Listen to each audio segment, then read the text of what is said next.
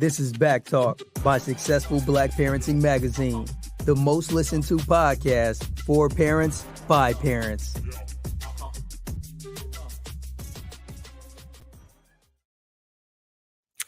Hi, everyone, and thank you for listening in to Back Talk by Successful Black Parenting Magazine, the first national magazine for parents of Black children. I'm Janice Robinson Celeste, your host and publisher of Successful Parenting Media.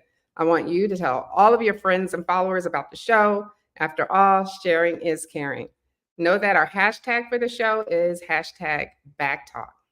Now, if you need a job, you're going to want to listen until the end of this podcast, because today we're joined by David Lee, who calls himself the chief evangelist and visionary for the tech diversity. And we are discussing the huge overall unemployment problem in the Black community and how it is affecting families. So, hey, David, welcome to the show.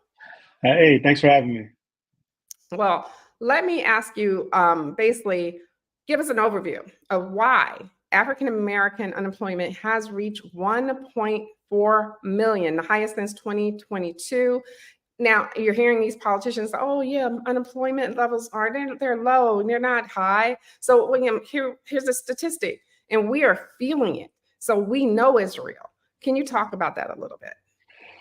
Yeah, so I mean, overall, like the bigger unemployment picture is a nuanced one, right? There's a lot of things that come into, so I won't throw a ton of like financial technical terms at your audience, but the biggest thing, anytime we have these factors, would lead to a recession, right? And a recession is a kind of a natural part of the business cycle. When that starts to constrict, right?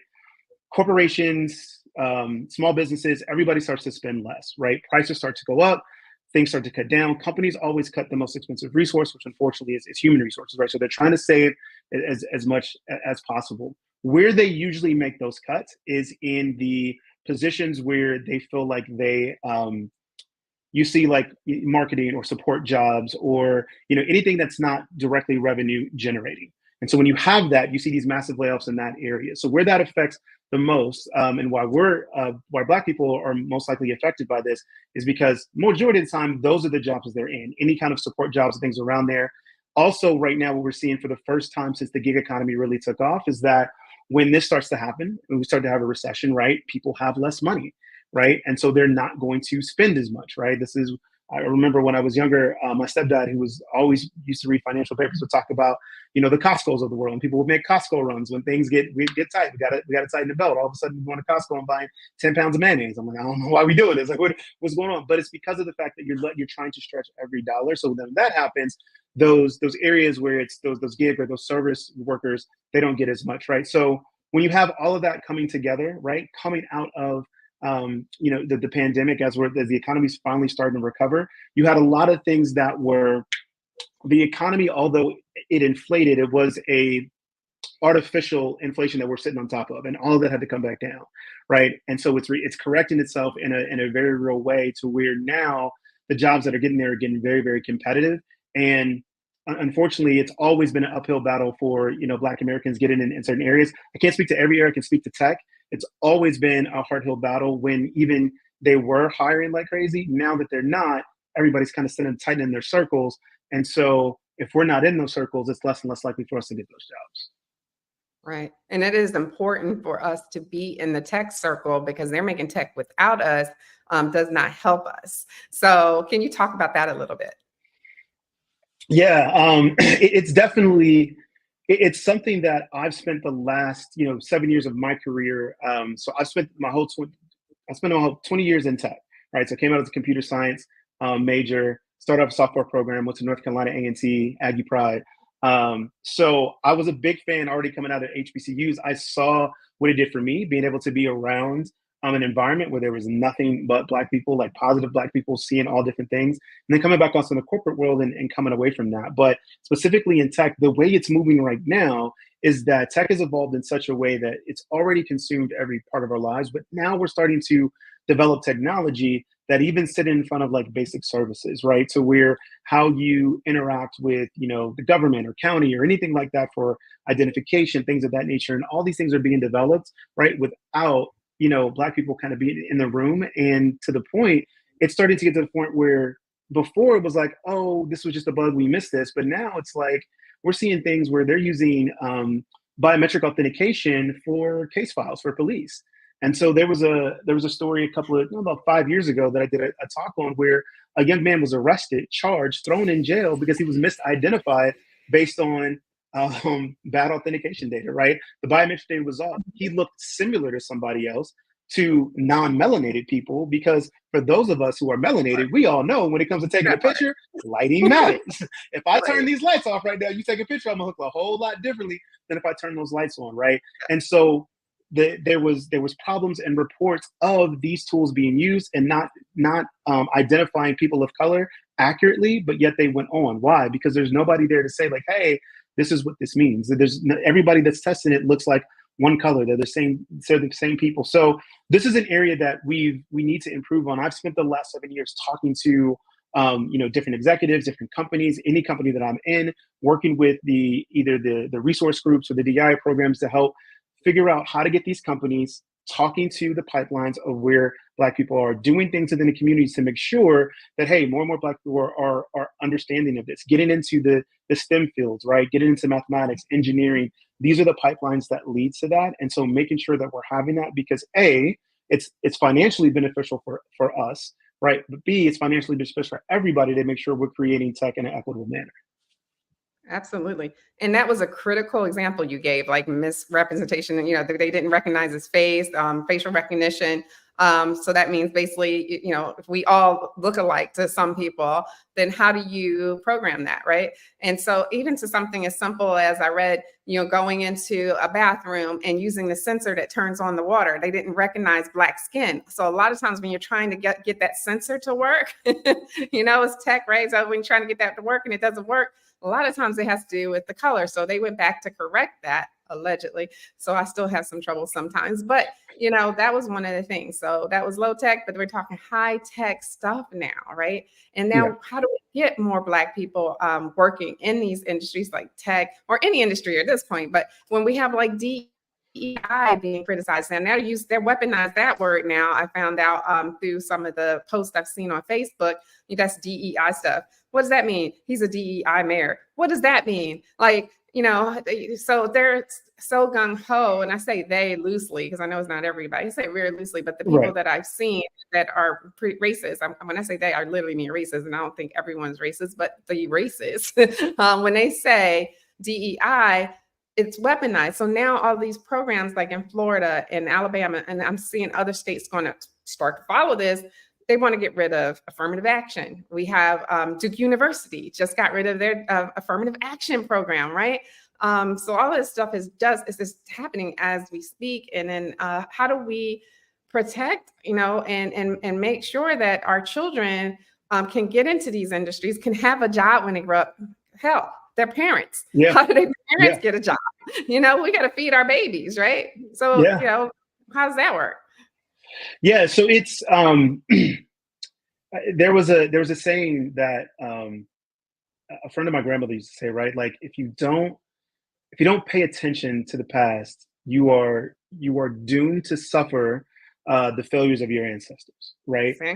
So if you don't know if you don't know about the fights that we've already had, like, so this DEI backlash right now, this is affirmative action 2.0 remix, because I want you, if you're listening to this, if you're watching this, go back and Google and research what the Martin Luther Kings, the Jesse Jacksons went through when we had to get affirmative action the first time, like how visceral that pushback was, right? It came through, it got passed, we had it. Was it successful? Not necessarily, but the same thing was happening, is that the intent of the whole purpose was like, we want to create an equitable ground, because right now we know you are looking at our name, you are looking at our picture, and you are making judgments and stereotypes and not letting us in the door. So what we want is a place to be able to be on equitable ground and show that we can do the job just like anybody else can do. We just want it to be equal. But what they took was like, no, you want handouts. The same thing's now happening with DEI, right? Which, ironically to me, all this pushback and people saying, oh, it's a DEI hire, they did this or whatever, and DEI means poor quality. to me, what that reveals is, no, that's your poor quality hiring decision. So what you're telling me is you wanted to check a box. So therefore you said, well, I'm going to hire this person because they look like this. And that way I can say I'm DEI. So again, you skipped the intent of what it was meant to be. You didn't want to do the hard work, which is, let me look at my culture. Let me look at what I'm doing. Let me develop a pipeline. Let me develop a standard for how I hire within this organization and make sure that the standard is, this is what I'm looking for, regardless of anything else. You didn't do that work. You want to take the easy way out. And so now you want to blame everything on DEI. And so to fight that, it's got to take more people standing up, just like our forefathers did, our ancestors did before us. And we have to say, no, that's not the intent, right? And so it means I take that to heart, because the position that I am with executives that I have and leadership positions that I have, then it's like, okay, fine. I'm going to stand up and make sure that we're talking about that. We're putting the right things to make sure that the conversation is had the right way, right? And so that way, the children, our children's children do have a chance to get in there, because if not, if we just stand by and let them attack and get rid of it, then they're gonna continue to have that narrative, and then we'll never get that chance back, right? Every generation is gonna have their fight. This is ours. And so it's just about talking to it, bringing it to light, and making sure that we are addressing and talking about what it is that we're wanting. We're being clear on that, and we stand fast in that, no, we are not going to let this go. This is what this needs to be, and this is how we need to get this accomplished. Right. You know what? I wonder about the fight, because we're tired. We're so tired. And I noticed that we are delayed a lot of times with our response. Okay. So we saw like Governor DeSantis in Florida starting to cut African American history programs, but not Asian history programs, AP programs specifically. We saw him get banning books that were mostly Black books and LGBT, all those types of books, right? So we saw that happening. Our community didn't speak up very loudly at first. At first, it was the librarians, right? So now we're starting to feel it. So that's when we speak up. So are we going to be able to fight this fight when everyone's so tired and beaten down, and we don't have jobs? We don't have the American dream. Even back during Martin Luther King's time, we still had houses, even though they were in our hood. We were able to afford houses. We were able to afford our car. Now people are really defaulting on things because the economy is so bad. This is truly a recession, whether they're calling it or not. What do you think? Are we up to this fight? We have to be. I'm gonna, it's one of those things. If I'm being really honest, it doesn't matter if we're up to it or not. Like we have to. The fight's here, right? And I know, like, trust me, I get it. Like I was just talking to a buddy of mine yesterday. We flew out. We had to go talk to a customer, and I brought him on to the company specifically because we've been colleagues for a while. We now get a chance to work together. I said, listen, I get a chance to build this advisory group here. And it's a powerful statement to say that both leaders of the advisory program are Black. And I was like, so yes, I'm doing this for that reason. And we were talking about, it's like, I'm tired too. Like, I'm tired of having the same conversation. I'm tired of having to have to carry myself in such a way or do these things, whatever. So I get it when I hear people say that they're tired, but it's like, if we don't, there's nobody else to fight if it's not us. Right. So whether or not we're prepared for it or whether or not we're tired enough, it's here. And so we're going to have to, because if we don't, we've seen glimpses of what it's going to be like without it. And so for those right now where it's like, you look at it and say, okay, but it is harder to get jobs right now. We don't have this, and we're tired, and we don't have the resource to fight. We're going into this generation of how we need to look at, kind of personal finance, and the 9 to 5, having one job for 40 years has long been gone, right? Ooh, that does not exist anymore, right? We are now in the age of, content creators and business owners. Like, everybody to a certain extent has to be a business owner. Am I telling you have to go build $1 billion business tomorrow? No.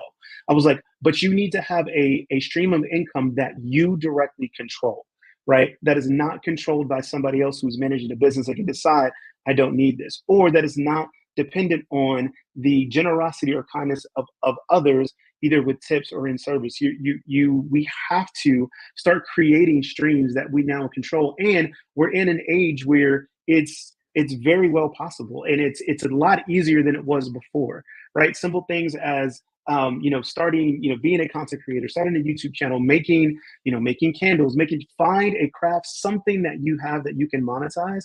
You have to start looking at your personal finance as you incorporate it. You are a business and you have to protect that bottom line. So then how do I add more revenue into my bottom line? If it means being a little bit uncomfortable and saying, but I might have to sell some things, right? These things are no longer luxuries for us, right? These are necessities, because it's not going to get any better the way this economy is going, and the way that we are structuring the way in which we produce value in commerce in this country. It is leaning towards that. The tax laws were always written for business owners. It's always been that way. And so there's areas that we need to get better about and learn and pick up on. I mean, if you are a small single family, like husband and wife, like start looking at different things that you guys can do together. And you also want to be showing that to your kids so they see that, right? And it's something that I think we're not saying in enough firm manner. We're trying to be nice about it. I'm just like, it's the reality, right? You need to learn investing, understand finance, learn business, because this is going to be the way to get out of this. Black people spend $1.4 trillion a year, right? We are one of the most powerful sources of commerce in this country, yet we probably own 0.1% of that. We keep 1% of that. So the money is there and is flowing. As a people, we have it, we're spending it out. We need to start putting it back into the places that come into us and that benefit us. Absolutely. I agree with that 100%. And I was just talking to my mother, who's 84 years old, and she just didn't understand, like, why would someone leave their job? I'm like, Mom, people leave their jobs every 2 years, so that's the only way you can get a raise these days, otherwise a substantial raise anyway. Otherwise you don't, Right. it doesn't matter what you're getting, is 3% raise. What is that? So you're absolutely right. Now I'm trying to figure out, okay, we know COVID hit. What is this? What happened? What's the factor? I mean, I guess it's many things. It's not one thing that we can point our finger Right. at and say, COVID, we got people working from home. You would think that because people are working from home, businesses would save on that money from the real estate, right, and renting, and want to save that and put it back into their people. But that is not what's happening. And we see the family suffering. We see something new, which we talked about a little bit earlier before the show, which is, instead of having maybe 2 interviews for a 5-figure job, right? Not even a high-end 5-figure job, you have to go through 4. A friend of mine posted he went through 6 interviews and was told no. And by the time you get to the second interview, you should be a strong candidate with that organization, corporation, whatever it is, so that you're not wasting your time. I feel like these employers are wasting people's time, energy, and also it's not helping them pay their rent, right? Because they're waiting 4 months for all of these interviews. And in 4 months, you've defaulted on your car if you can't pay. You know what I mean? So, Yeah.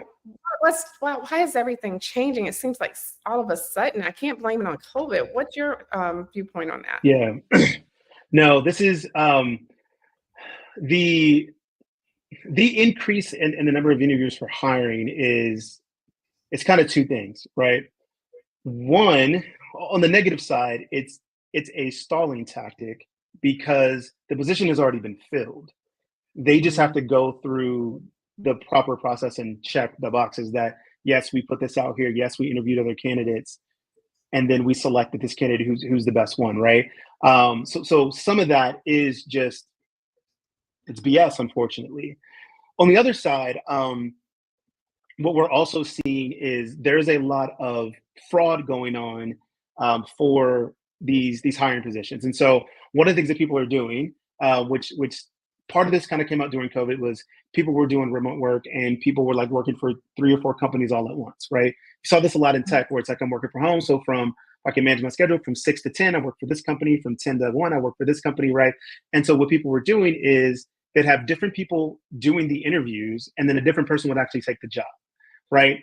And so I would say, okay, Janice, you're applying for a tech position. You're like, okay, here's a tech position, and it's really mostly like, writing, stuff like that, or whatever, but I don't know the tech stuff. So then you hit me up and go, hey, can you do this interview for me? So then I do the interview over the phone, and I, answer the questions, right? Bad example because we're different gender, but let's just assume, right? But so I answer the question. Right. You know what I mean? So I answer the questions. So I do the first round, do the second round, answer the questions again. They're just like, okay, great, get started. But then get the job, but you show up and do the job, right? Mhm. And so we started seeing so that kind of started happening during COVID, and people were doing different jobs. Now what we're seeing is even more so in that, it's that same thing where there's one person doing all the interviews and then somebody showing up differently to actually do the job and do the work.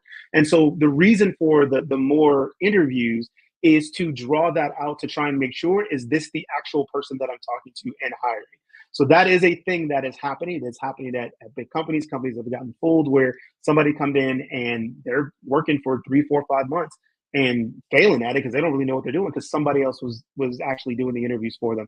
So that is a legitimate, on the positive side of what they're trying to do, is make sure that they're going that process. So and then the third part of it, to your point, that there's a lot of things going on, is when you have massive layoffs like we've had and massive constriction of companies, you have a bunch of people entering the workforce at one time.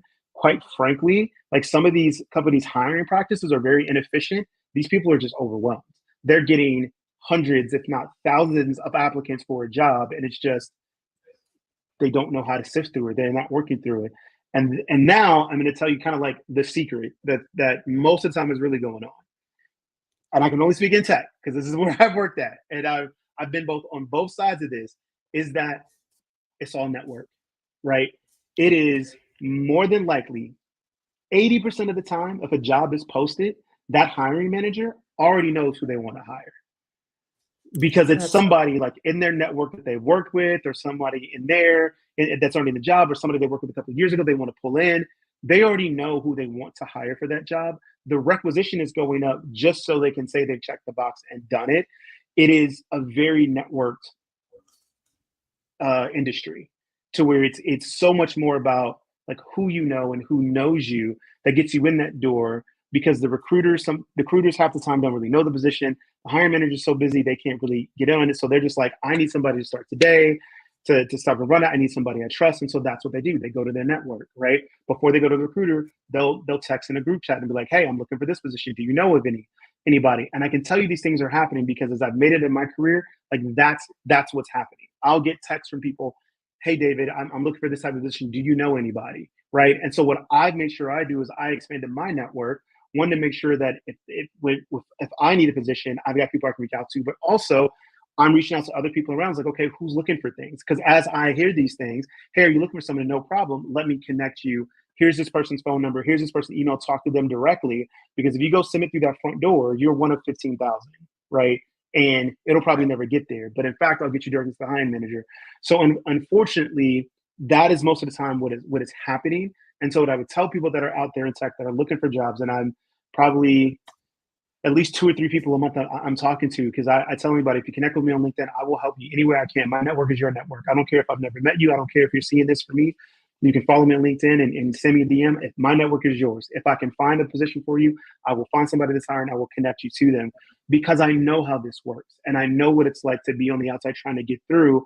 And I know that this is just a culture of how they move, right? So part of that is what I would tell people is, I tell any young person that's entering in, I'll tell anybody that's any person that's trying to transition into tech, it is not your skills that is going to keep you in this industry. It is your ability to network. It is your ability to connect with people and understand who they are and keep up with them. That is something that I know for me, my mom and a lot of the older people in my family told me, go to school, get a good job, get your head down, just work hard, don't make any trouble, right? That is so absolutely wrong for success in this generation of working. You get in there, you still want to work hard and do a good job, but you need your head up. You need to be talking to everybody. You need to your VP, your peer, your manager, that person you don't like, that can't stand. You need to talk to them too, right? You need to know and make sure that all these people know you, because that network is going to keep you right top of mind when things like this happen. When all of a sudden somebody says, okay, I'm on a hiring freeze, but I can hire 1 or 2 more people. They're like, oh, let me reach out to David, because I remember I worked with him 2 years ago and he was a really cool person to work with. Okay, great. That's what's going to get you through. And if you're trying to break in, you don't have that network. What I would tell you is find the position that you're looking for, right? Go stalk that company on LinkedIn. Go figure out who the hiring manager is. Go talk to that hiring manager. Find other people that work there. Like, you have to network your way in to the tech career. It just submitting an application and waiting. at this point, it's like submitting a lottery ticket, unfortunately. Like, I don't want people to be discouraged, but I just want people to know the truth and what's there and the best ways to go about it. Right. I wish we had a mass network for our community where we could recommend each other, and stick together in that way, in some sort of way, because we need that. We need to know who to call.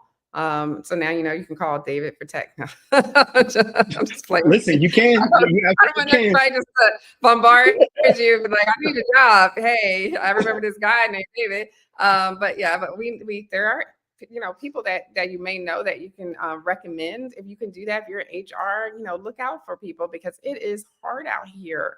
It is hard out here. It used to be a time not very long ago where they would call you in for an interview because you were Black, so they could check off that affirmative action box. Mm-hmm. Now, when it would happen with that, because they might not even bother to call you in now. So before, you at least would get your foot in the door to prove yourself. Are we going to get that chance now? I have no idea what's going to happen with that.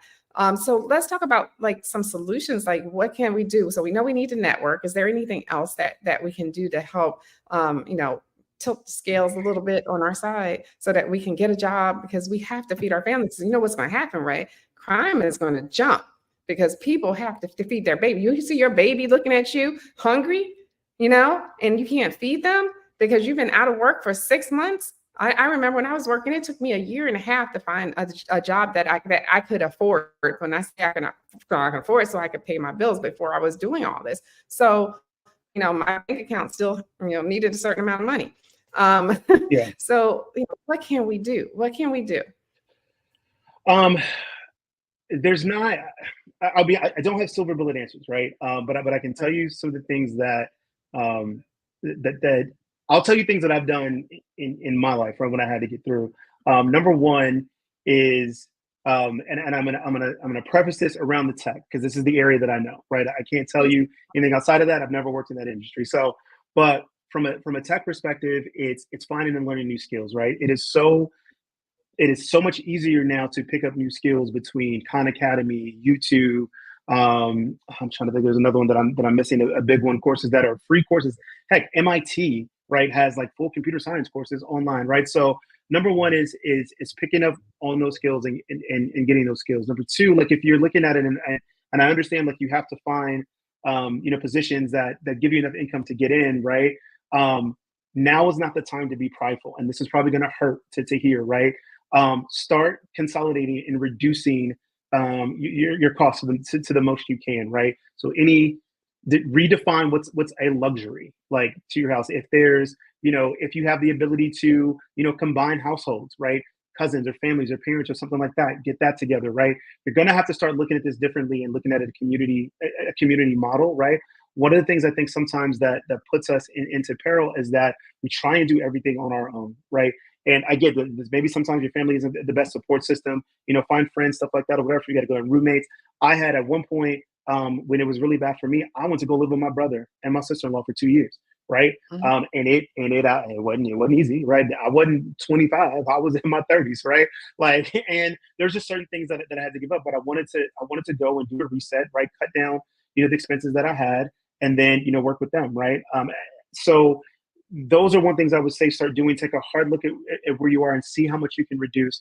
If you're somewhere around the tech or looking to get into tech, like, go and start to learn skills, figure out the positions. I would target things like, positions that are like don't being able to do one big thing is like SEO, search engine optimization is still a big thing. A lot of people don't understand how to do that for small businesses. And you can use this as, while you're doing that and learning these skills, do things like Fiverr or Upwork, where you can do contract work and work with like small little organizations, do little things. But what this is doing is giving you experience and helping you build up a portfolio. So when you find a job you want to apply for, it's not just, oh, I took these courses and get these skills. I did, and I also did this. This is what I delivered. This is what I did. When you submit for an application, like, don't just do an application, get back to the cover letter. And in the cover letter, like, show the hell off. Like, speak confidently about who you are and what you're going to deliver. Understand about the organization and say, you want to hire me because this is what I'm going to do. I'm going to increase this by X amount, right? But while you're doing that, find new skills that you can learn. work and work to get some contract positions on Fiverr. Like, I absolutely love Fiverr. People are always hiring on Fiverr. They're doing little things. And again, these aren't things, and I understand you're going to look at this and it's like, David, that's not going to feed my family. I understand that. These aren't things that are going to feed your family. What they're going to do is give you skills and experience so that you can keep going for these jobs to kind of get you there, right? Those are the best things I can tell you. There's things that I'm telling my mentees is to find and build up the skills and start doing some contract work. Small businesses right now, while you're hurting as a family, small businesses are hurting as well, but they still need these things, right? And so you can find ways where you can work with them, 1 month at a time, 2 months at a time, little things there to get you some income going. But again, you're also building your skills and network. Talk to that business owner. Does he know other business owners, or does she know other business owners, right? So I promise I wish I had silver bullets. I could tell you do this and you will go and get a job. Right. The fact of the matter is, it is hard. Network as best you can. I am dead serious when I say this. Like, you can look me up on LinkedIn. It's LinkedIn/Identity Jedi. Like, you will pop up, you will see my face. Like, if I can help you in any way in the tech side, I will connect you with who I can.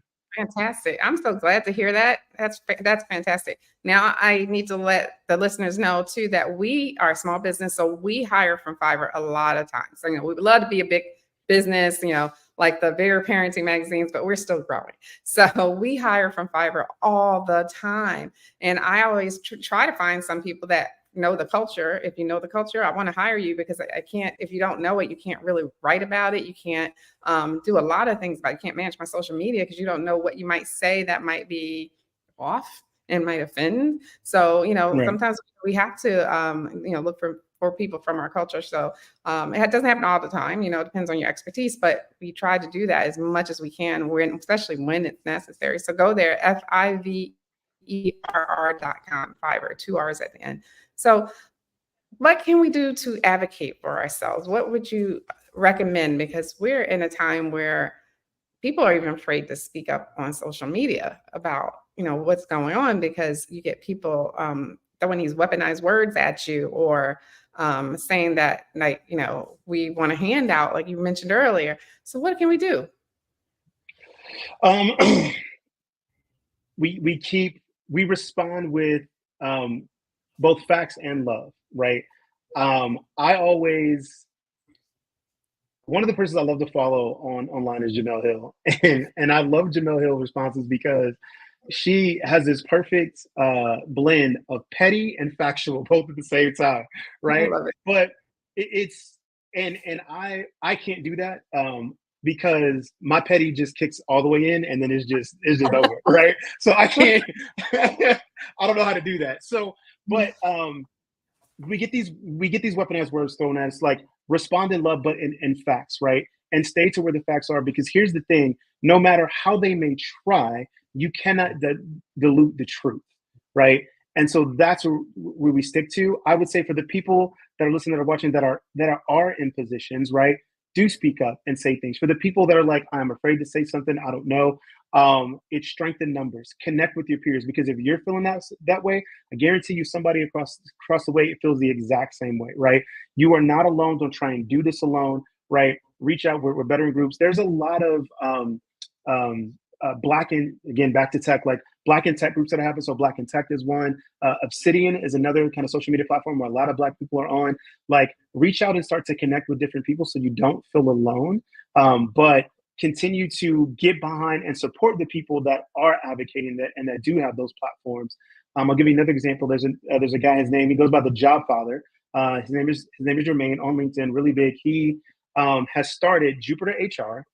He's on a mission to put 500 people in tech. And I think his last number, he was like 4 something. So he has an HR recruiting service that helps Black people get into tech. But he's a big advocate. He does a lot of stuff on LinkedIn. So if you're looking at this and say, I want to fight back, I'm afraid, like, find the influencers that are doing it, support them. And just remember, you're not in this alone, right? So reach out, make sure that you're connecting with your other peers, stay connected with them. And I know it's going to get tired. I know you're going to be tired, but we got to fight, right? When you can't fight, then call somebody else so they can fight for you. Right. And tech is the future. You guys know that. It's the edge. It's everything. So if you're not there, you're going to get left behind. And I feel kind of bad for like older people who are resisting change, because this is where we're going. Like, it's already here. It's just going to proliferate, and you're going to need to know basic stuff like even cold, So, we have, a lot that we still have to work toward. They say freedom is not free, right? So we're working, we're going to keep fighting. We're going to do what we got to do. Absolutely. So let me ask you, but we're running out of time, but is there anything else that you want to tell the audience that's listening that you think is important? Not that I haven't already covered. Just know that again, I'll say it again, that you are not alone. There's people out here that are fighting this fight, that are speaking up, every single day. We hear you, we know you're struggling. And don't lose faith in each other, right? You can lose faith in everybody else, but we just can't lose faith in one another. Right. I think that's great advice, and I appreciate you. I loved everything you said, and I'm glad you came on the show today, because this is so important, and I can't wait till everyone hears what you have to say, because so many people are suffering right now. So I want to thank you for sharing all that information. And if you have anything else in the future, please come back on the show and share it with us. Absolutely will. Thanks so much for having me. No, thank you. All right, guys. So I want to thank all of you for participating and listening to Back Talk by Successful Parenting Media and Successful Black Parenting Magazine, the syndicated podcast and live stream talk show for parents. Don't forget to follow us by going to our website at successfulblackparenting.com. It's full of great content to help you to thrive and not just survive as a parent. Make sure you share. Until next time, I wish you all the best and much success. Take care.